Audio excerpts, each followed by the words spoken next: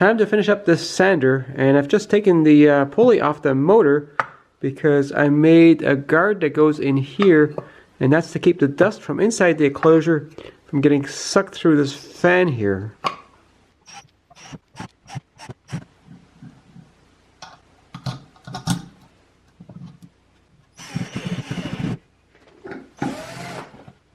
I attached a base with just 2 screws initially, and that helps me line everything up to drill the pilot holes for the other screws. I was about to mount this piece right here on the back, flush with this part here, because that would make it easy for the dust cover to just cover both of these things without having to follow the contours. But then I was thinking it would be nice to have a hole for sucking out the dust right here, and I don't want to put that too close to this edge.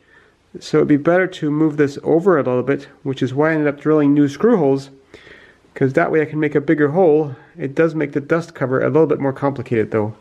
I'm just getting ready to drill the pilot holes to mount this thing on here, but I found this was leaning over this way a little bit, so I put this on here, clamped it on here, and put a wedge on here to force it over.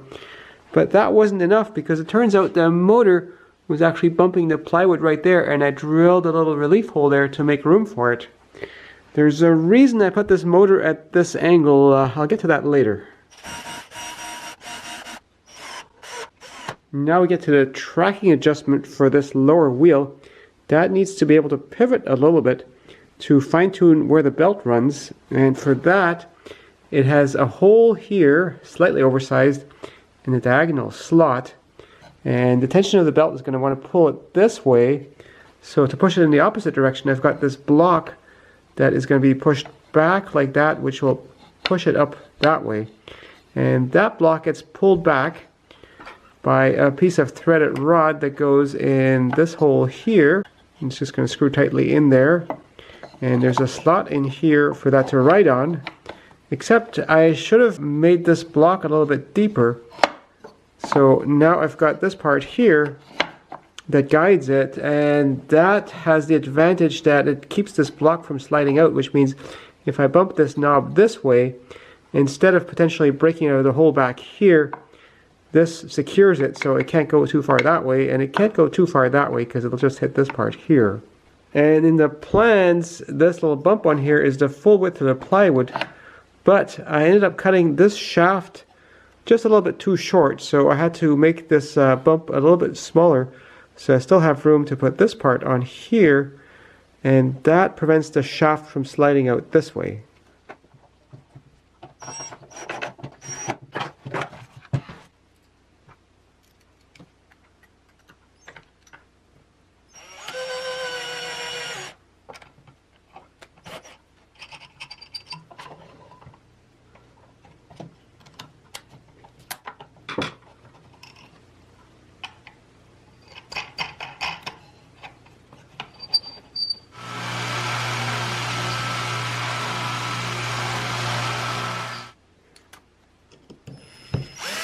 Whoops.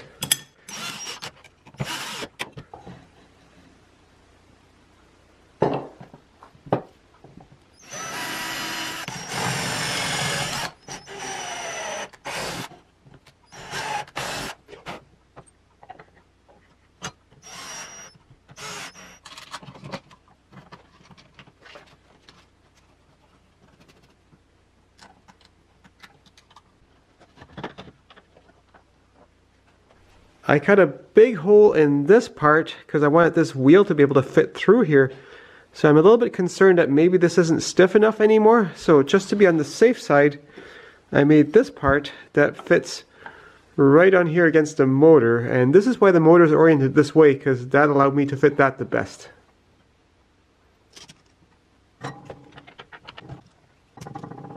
Even though I had a mistake in my CAD model, the shape of the frame still follows this template very much, so I can use that as a template for my dust enclosure.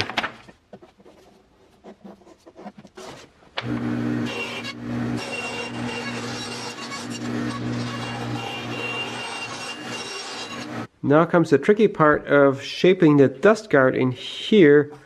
There's another piece that goes in like this, and this is going to be tricky lining that up with both this part and the lid But I think I'll try to join these pieces together right here and then join them to the lid.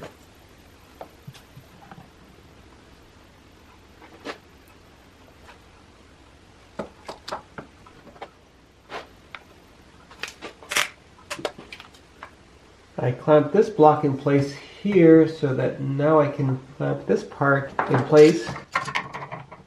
And now I can apply glue and clamp that against it. So now I've got a dust cover that fits nicely around the belt like this. I just need some way of attaching it here with a knob, and I'll do that by putting this piece of threaded rod right about here to hold the cover.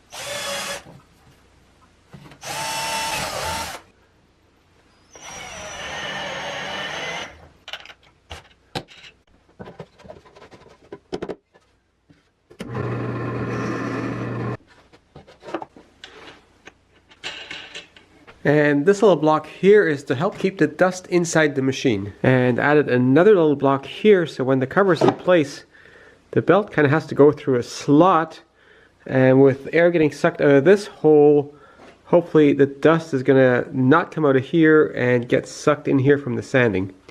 I think I might close this gap a little bit more though.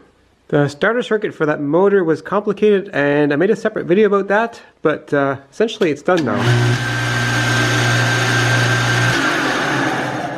After that, I took it all apart and painted all the pieces green and put a clear coat of varnish on it to give it a shine, and then finally put it back together. And here's my strip sander XL next to my other 1x42 inch strip sander. This one is 48 by 1.5 inches, and thanks to the direct drive motor and the motor being kind of flat, the footprint for the bigger sander is actually smaller than this one, because this one's got the motor on the back and it's got a bit of extra width for the pulley. I used the extra 6 inches of belt length on this one to move the upper wheel up, and that gives me a bit more free belt above the platen, because I found myself sanding on that part quite often just with a slack belt. The throat depth on this one from here to here is actually about 2 centimeters less than it is from here to here. Partially that's because I wanted to beef this up a little bit more just to have more support here, because I've got the longer, wider belt. But on this one, the belt guard actually comes forward a bit, and I ended up hitting that belt guard from time to time, whereas on here, there's no such thing. I made a video about this switch, which is sort of a homemade NVR switch. Well, it has the double function of turning on the dust collector separately. And then this is the start button. And let's do some sanding.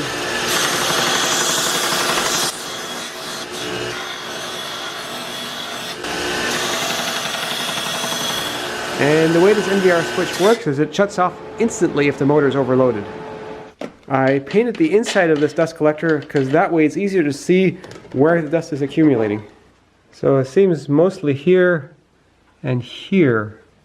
So to improve on that, I just drilled a hole right here, which will allow air to enter this way and hopefully cause a little bit more airflow that way and not so much dust settling right there.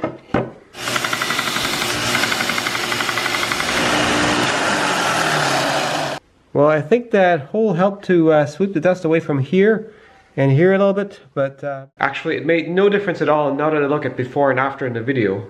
More importantly, there's a bit of dust settling here, but nothing here, and similarly on this side, dust coming up to here and it stops right here.